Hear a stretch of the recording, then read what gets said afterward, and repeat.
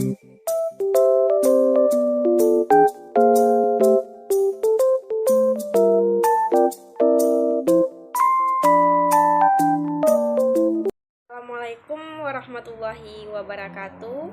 Perkenalkan, nama saya Yolanda Triviona dengan NIM 21053043, Prodi Pendidikan Ekonomi.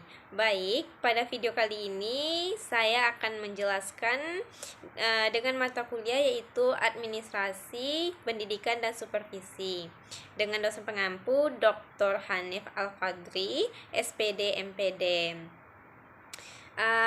Pertemuan kali ini yang berjudul yaitu Gaya Kepemimpinan. Gaya kepemimpinan seorang pemimpin juga harus mampu membangun suasana yang kondusif dalam sebuah organisasi. Suasana yang kondusif dapat tercipta apabila seseorang memiliki dan menerapkan gaya kepemimpinan yang benar. Gaya kepemimpinan adalah suatu pola perilaku yang secara konsisten yang diperankan oleh pemimpin ketika mempengaruhi anggota kelompok. Artinya, cara pemimpin bertindak dalam mempengaruhi anggota kelompok membentuk gaya kepemimpinan seorang pemimpin. Seorang pemimpin harus bisa menerapkan gaya kepemimpinan yang benar agar para anggota kelompok merasa nyaman dalam bekerja, sehingga tujuan organisasi bisa dicapai secara efektif dan efisien. Jenis-jenis gaya kepemimpinan. Tidak ada satupun pemimpin yang berhasil dengan hanya menerapkan satu macam gaya kepemimpinan untuk segala situasi. Oleh sebab itu, pemimpin yang berhasil adalah pemimpin yang mampu menerapkan gaya kepemimpinan yang berbeda-beda sesuai dengan situasi yang dialami. Manajemen Sumber Daya Manusia 2009, karya Edi Sutrisno, dijelaskan bahwa ada 10 jenis gaya kepemimpinan, yaitu yang pertama adalah gaya persuasif. Gaya persuasif adalah gaya memimpin dengan menggunakan pendekatan yang mengunggah perasaan dan pikiran atau melalui bujukan. Yang kedua, gaya represif. Gaya represif adalah gaya kepemimpinan dengan cara memberikan tekanan-tekanan atau ancaman sehingga bawahan mereka ketakutan. Yang ketiga adalah gaya partisipasi. Gaya partisipasi adalah gaya kepemimpinan yang dilakukan dengan cara memberikan kesempatan kepada bawahan untuk ikut serta secara aktif, baik mental, spiritual, fisik, maupun material dalam organisasi. Yang keempat adalah gaya inovatif. Gaya inovatif adalah gaya kepemimpinan yang selalu berusaha untuk mewujudkan usaha-usaha pembaruan dalam organisasi. Pembaruan biasanya berhubungan dengan produk organisasi. Yang kelima adalah gaya investigatif. Gaya investigatif adalah gaya kepemimpinan yang selalu melakukan penelitian yang disertai dengan rasa penuh kecurigaan terhadap bawahannya. Yang keenam adalah gaya kepemimpinan.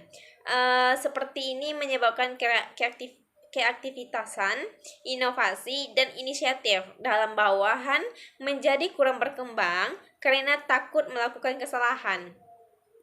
Dan terakhir adalah gaya inspektif. Gaya inspektif adalah gaya pemimpin yang suka melakukan acara-acara yang sifatnya protokoler. Gaya kepemimpinan jenis ini menuntut penghormatan bawahan atau pemimpin yang senang apabila dihormati oleh bawahannya. Adapun gaya kepemimpinan yang baik, sebagai individu yang mempunyai majemuk karakter, kepemimpinan pula dapat dibedakan pada beberapa gaya yang awal dijumpai. Dengan berbagai gaya kepemimpinan, kita mampu memanfaatkan gaya kepemimpinan yang paling pas untuk kita. Yang pertama adalah kepemimpinan demokratis. Gaya kepemimpinan demokratis kemungkinan bawahan buah menyampaikan masukan kepada pimpinan, walaupun di akhirnya pemimpinlah yang meronggah keputusan akhir. Yang kedua adalah kepemimpinan otokratif. Kepemimpinan otokratis di sini adalah gaya kepemimpinan ini antar organisasi menggunakan gaya demokratis. Yang ketiga adalah kepemimpinan transformasional. Pemimpin bergaya ini selain memberikan tugas harian kepada bawahnya, beliau pula memacu mereka buat menaikkan kemampuan menggunakan memberikan tugas tambahan. Yang keempat adalah kepemimpinan transaksional.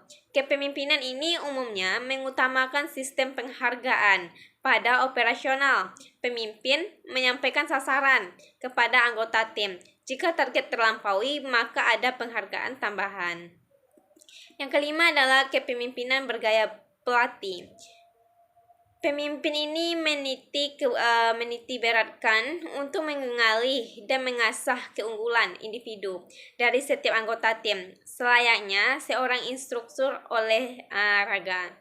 Yang keenam adalah kepemimpinan biografis. Kepemimpinan biografis di sini adalah pemimpin yang bergaya ini cenderung mengikuti hukum, bahkan tradisi organisasi secara kaku. Kepemimpinan ini terbentuk sebab kondisi yang dirasa stabil pada tim serta kondisi tersebut harus dipertahankan. Kenapa adanya gaya kepemimpinan dalam sebuah organisasi?